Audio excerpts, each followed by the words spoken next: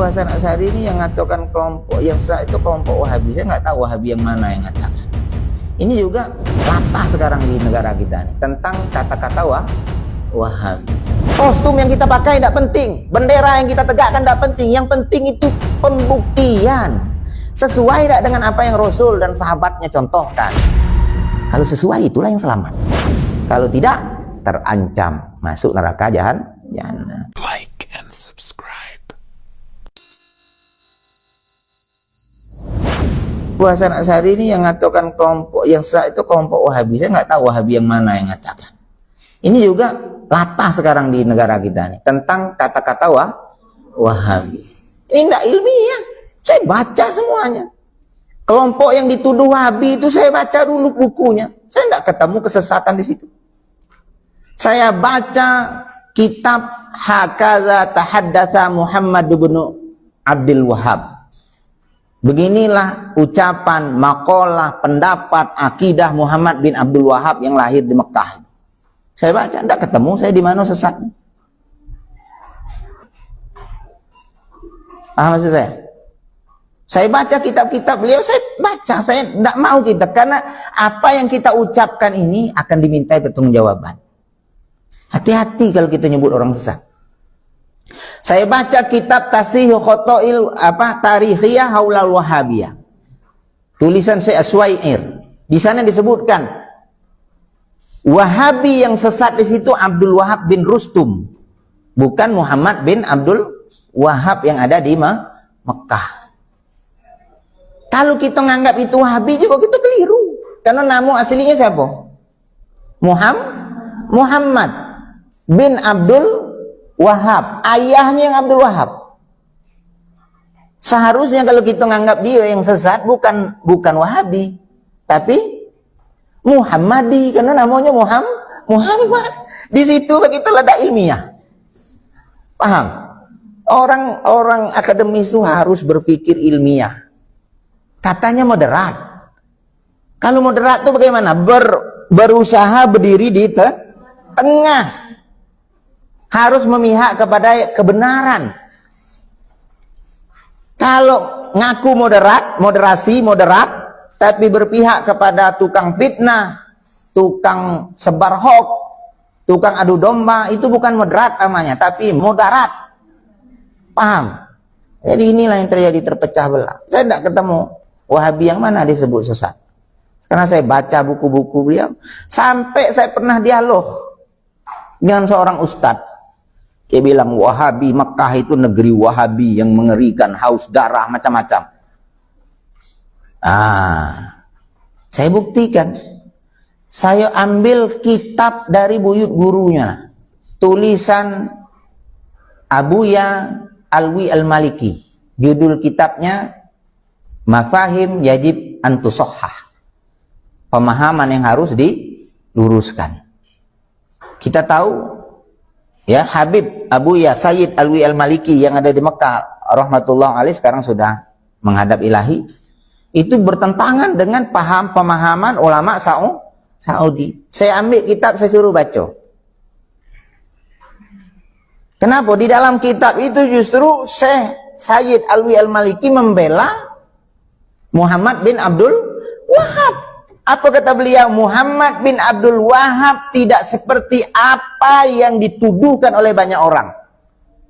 Sampai dinukil di dalam kitab itu tentang bantahan dari lisan Muhammad bin Abdul Wahhab itu sendiri, yang mengatakan kelompok Wahabi segala macam. Beliau sebutkan dalam kitab Mafahim itu juga, Mekah adalah Darus Sunnah dan Darut Tauhid. Mekah itu adalah negeri sunnah dan negeri tauhid. Orang yang berseberangan pendapat dengan dia saja membela. Belum lagi ulama-ulama lain. Kalau kamu buka Facebook saya ada upload di situ. Pendapat Syekh Yusuf Al-Qaradawi, ulama besar Mesir, Al-Azhar. Bagaimana komentar beliau terhadap Muhammad bin Abdul Wahhab. Jadi kadang kita yang tidak punya ilmu apa-apa ini dengan ringannya nyebut ulama ini sesat, ulama ini sesat, ulama ini kafir. Na'udzubillah, kita siapa? Tasrif 12 lebih banyak dah hafal. Paham? Jasa mereka dengan agama ini seperti apa coba? Nuduh Muhammad bin Abdul Wahab sesat, kita di mana? Kalau ulama dulu saling mengkritik, yes, itu tradisi mereka saling mengkritik, itu biasa. Dalam agama Islam ini muncul banyak aliran-aliran yang terkadang aliran tersebut tidak sesuai dengan syariat Islam. Iya. Banyaknya aliran, banyaknya paham di akhir-akhir ini sebenarnya ini tidak bisa kita hindarkan. Karena inilah bagian daripada mukjizat Rasulullah Sallallahu Alaihi Wasallam yang 14 abad lebih yang lalu dia sudah katakan. Ya. Kata Rasulullah apa? Seandainya engkau nanti diberi umur panjang, ya, man ya'is minkum min ba'di, setelahku meninggal, fasayarah khilafan katsira, kamu akan melihat banyak perbedaan, banyak perselisihan, banyak perpecahan. Yang ini dia yang ngata ahlu sunnah, yang ini dia yang lebih sunnah, yang ini sesat, yang benar yang ini masuk surga. Banyak itu. Tapi Rasul setelah sebutkan tanda akhir zaman ini, sebutkan tipsnya. Kalau mau selamat bagaimana? Ada tipsnya diberikan Rasul. Apa syaratnya kalau mau selamat? Dari banyaknya perselisihan, alaikum bisunnati wa sunnatil khulafa'ir rasyidin al mahdiyyin min ba'di. Hendaklah kalian berpegang teguh dengan sunnahku dan sunnah khulafa'ur rasyidin min ba'di, setelahku. Ada berapa khulafa'ur rasyidin? 4. Siapa? Pertama, Abu Bakar, Umar bin Khattab, Utsman bin Affan, Ali bin Abi Thalib. Berpegang teguh. Setelah pegang teguh dengan sunnah Rasul, berpegang dengan khulafa'ur rasyidin. Yang 4 ini, insyaallah kita akan selamat. Jadi tengok aliran itu sesuai tidak dengan sunnah Rasul, sesuai dengan sunnah khalifah. Kalau tidak sesuai, walaupun dia buat merek sebesar-besar tiang, buat kostum sini aswada, kan itu gawainya tidak benar, paham? Sujud-sujud di kuburan, sementara Nabi melarang itu. Artinya jangan. Dalam hadis lain, dan hadis ini banyak ya, redaksinya banyak ya, ada al-jamaah, dan saya pilih salah satu saja. Hadisnya juga panjang. Apa kata Rasulullah? Sataftariqu ummati bi 73 millatan kulluhum finnar illa wahidah, illa millatan wahidah. Umatku nanti akan terpecah menjadi 73 golongan. Semuanya masuk neraka kecuali satu. Nah, ditanya oleh sahabat, siapa yang selamat yang satu itu ya Rasulullah? Jawabnya apa? Ma ana alaihil yauma wa ashabi. Golongan yang beragama seperti aku dan para sahabatku beragama hari ini. Waktu Rasul sebut itu. Ada Rasul sebut nama. Rasul hanya sebut sifat. Tidak Rasul sebut yang selamat itu Muhammadiyah, yang selamat itu NU, yang selamat itu LDII, yang selamat itu Salafi, tidak sebut. Yang selamat itu Jamaah Tabligh, tidak sebut. Tapi Rasul sebut sifat. Luar biasa, dah? Luar biasa Islam itu. Kenapa sebut sifat? Supaya kita mudah nimbangnya.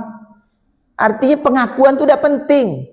Kostum yang kita pakai tidak penting, bendera yang kita tegakkan tidak penting. Yang penting itu pembuktian.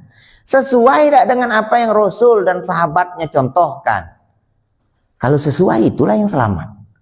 Kalau tidak, terancam masuk neraka jahanam. Tapi ini kata para ulama, mim babil wa'id. Artinya sama ancamannya kalau kita berbuat dosa yang lain. Jangan pula kadang kita kan paranoid namanya, terlalu takut dengan hadis ini. Setiap orang nyampaikan, wah tengok tuh ustadz tuh radikal,